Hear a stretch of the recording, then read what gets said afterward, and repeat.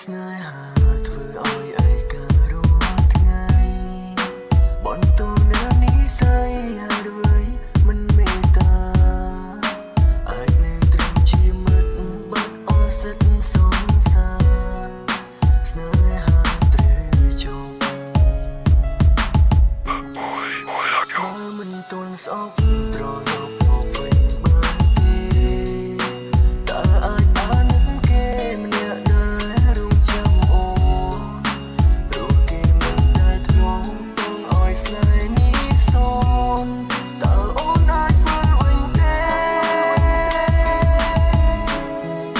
បើស្នេហាមួយនេះឲ្យធ្វើដល់តែម្ដងទៀតបងសន្យាថាមិនឃ្លាតអូនដូចពីមុនបងនឹងព្យាយាមដើរទៅរកជួបស្នេហ៍ដែលតន់ធ្លាន់រឿងពីមុនឈប់កើតបើអូនមិនត្រឡប់បងក៏ស្ម័គ្រចិត្តព្រមចាំទោះប្រើពេលរាប់រយឆ្នាំក៏បងចាំបើរឿងស្នេហាពួកយើងបងមិនបត់ដៃឲ្យបានទេបងនឹងទៅជួបម្ដង